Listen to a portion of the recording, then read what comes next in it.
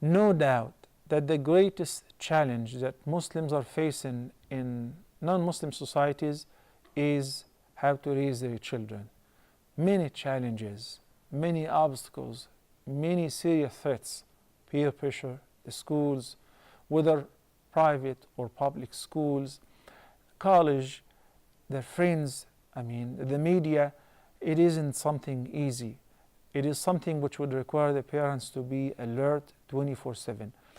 I do have many people here in our channel who were born and raised in America, or they lived in America and they started families, so they decided to move from the free land, move from the most advanced society, move to sometimes a very hard living conditions. Less fortunate, and with a lot of difficulties, heavy traffic, pollution, problems with the nutrition, problems with the fun, problems with many things. But they were looking at the bigger picture, which is, well, I'm da'if, I'm very weak, can't afford to lose my children, and I don't think I can really be very protective in a society like that. I have actually Native Americans, and I have had in the channel here, and many of my students from all over Europe, North America, many places, Native people, like they don't have homes in any other country. They made what is known as hijrah. Why? What is the purpose? This hijrah was a legitimate hijrah. They wanted to save their families. Many people are ready to move from Mecca or from Medina to live in New York, to live in Florida, to live in California because of the beautiful weather, because of the fancy lifestyle, and so on. And they say, I'm going to take my chances. The risk is very high. So the first advice, which may not please many people, that if you have another place in a Muslim society, even with very hard living conditions, health, pollution, poverty, and all of that, but you're going to secure the life and the future of your children, you're going to make them grow up in a religious environment or relatively religious environment, because I'm not going to lie to you, there is no it does not exist anywhere in the world a society where you can say this is the kind of life of the Sahaba or al-Muhajirin and al-Ansar. But it's basically the benefit-risk ratio. This place is better than this place, or a little better, or this place is very risky, is very dangerous, and so on. I perfectly know what you're talking about. I'm one of those who are very weak. And I decided I can take the challenge. Even though I opened schools and I taught in America and I go back and forth all over, but I thought, because of the many experiences I have seen, that I'm not willing to go through that experience. I'm not willing to see my children go astray in front of my very eyes, or see my child having a boyfriend or a girlfriend, or even go odd, as you all know. No, I can't afford it. I can't take it. So this is what we call it as-salamatu la ya'diluha shay. It is best to put yourself on the safe side, to secure yourself by not accepting the challenge.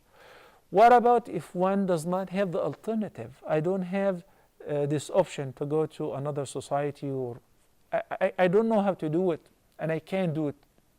In this case, then the least you can do is you must live by a Muslim society, an Islamic center.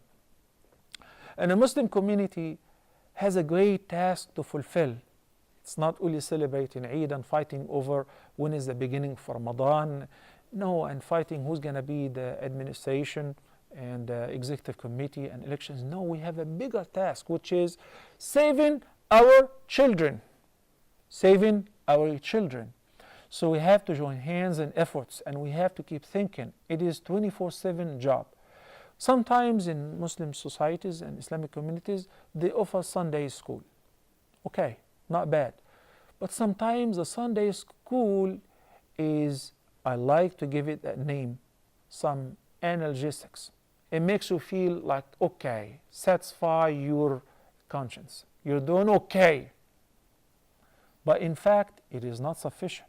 Imagine somebody who's exposed to filth 8 hours every day. 8 hours every day. Exposed to filth, literally. Then sitting in garbage, surrounded with a tremendous pressure, the peer pressure, drugs, girls, you name it. Then you just give him a couple hours every week on Sunday school and he hates it.